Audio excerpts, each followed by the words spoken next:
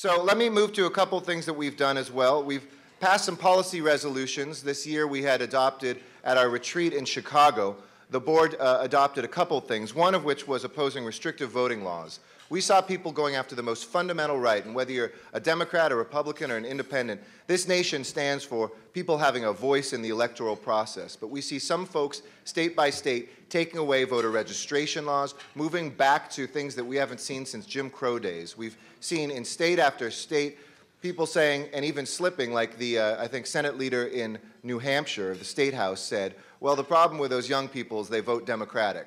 That's why they were passing a law to make it more difficult for folks to register. We have to make sure that we protect the most fundamental right, and your DMO has taken this on as an issue. And we encourage you to pass resolutions. We have model resolutions. Just let Barbara Moore know in your locality to stand up against this. When Americans rise up and say America was founded on a free vote, founded on access to democracy, we can have a strong voice to make sure that that doesn't happen.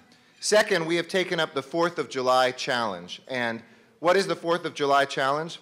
Well, United Republic, which is a new national organization which was a merger of Harvard Law professor Lawrence Lessig's Root Strikers and MSNBC host Dylan Ratigan's Get Money Out campaign, after Citizens United, which was the Supreme Court case which said that corporations are persons for the sake of the First Amendment and donating to campaigns, and there should be no limits whatsoever. There will be a lot of people who have said we need to make sure that, as the Founding Fathers said, there should be a balance and that people should have equal access, people as well as corporations, to our elections. And so we have passed a resolution, and let me read it just very quickly. It says, whereas the U.S. Supreme Court's 5-4 ruling in Citizens United versus the Federal Election Commission rolled back legal restrictions on corporate spending in the electoral process, allowing unlimited corporate spending to influence elections, candidate selection, and policy decisions, thereby threatening the voices of we the people and the very foundation of our democracy. And whereas U.S. Supreme Court Justice Hugo Black, in a 1938 opinion, stated, I do not believe the word person in the 14th Amendment includes corporations. And whereas the Citizen United decision supersedes state and local efforts to regulate corporate activities in elections, now therefore be it resolved that DMO hereby supports legislative actions ensuring corporations are not entitled to the entirety of protections or rights of human beings. And don't get me wrong, we love our corporations. We wouldn't be here without some of our businesses. They are the lifeblood of our economy. But when it comes to unlimited spending, I think the Democrats throughout this country are saying we need to make sure that there is balance. And so specifically that the expenditure of corporate money to influence the electoral process is no longer a form of constitutionally protected speech. We encourage members to introduce and adopt similar resolutions in their municipalities. We've done this in Los Angeles. We've seen this happen now in dozens of cities around the country, and we encourage you to do the same. But we wanted to actually put it before the membership. While we recommend a vote on that, we wanted to see whether there is a motion from the floor to adopt this as part of DMO's legislative platform for this year. Is there such a motion? Is there a second? All in favor, please say aye. Aye. All opposed? All right, it passes. Thank you very much, and we'll make sure that we get that to you as well. A couple last pieces of business. Looking forward to Charlotte.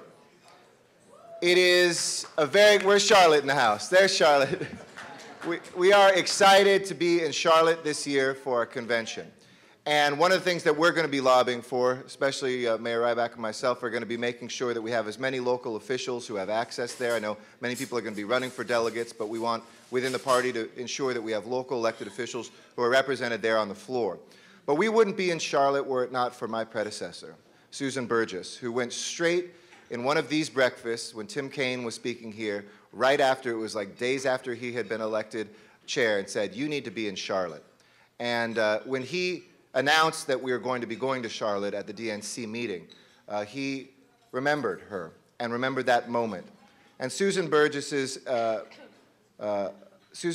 presence in this organization has been indelible. Her presence in America has been incredible. And we miss her every single day. And we are going to make sure that when we do a reception, as we did in Colorado, and I think many of you joined us in Denver, that we waited. Usually this would be the breakfast in which we give out the Susan Burgess Award, Memorial Award, which is given for a DMO who is making a difference in local education in his or her community. And we're going to do that during the convention. And when I speak at the convention as well, I'm going to make sure that we remember that we are in Charlotte because of her. We stand on the shoulders, as I mentioned, of the giants who come before us. And Susan Burgess built up this organization and this breakfast. Her impact in the NLC was something to behold. We miss her, and I wonder if we can just pause for a moment of silence again to remember Susan Burgess.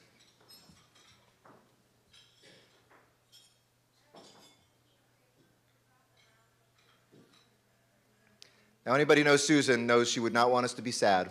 She would want us to celebrate in Charlotte and have a good time. So let us commit to making sure that we have a good time, that we get a president reelected, and that we love every single day that we have on this earth. Two last notes. We are very vibrantly expanding our online community. Our state chairs now are able to communicate directly with their state members through that. We urge you to take time to go to our national website, thenationaldmo.org, and to look at what we're doing. Again, contribute there, email us, let us know who are great up-and-coming talented local officials that we can highlight, and let us know the policy innovation that you are doing as well. And then beyond the NLC meeting here, we are going to be doing trainings in your area if you would like us to be there. We have raised, because of our great sponsors, enough resources, not only to have our first full-time executive director, but to put organizers out in the field. And we want you to be able to build capacity in your communities. So if you'd like to do a regional training in your area, whether it's the Midwest, whether it's the South, whether it's the Southwest, wherever you are, please let us know, because we will make sure that you have some of the finest folks. We've worked with folks like Christine Pelosi, who does a boot camp for candidates. She's Nancy Pelosi's daughter and a great friend and supporter of the DMO. We've worked with some of the best organizers around the country who have organized things like Camp Wellstone and Camp Obama, and we want to bring them to your community so that you can continue to get better at what you do and bring more people into the system as well.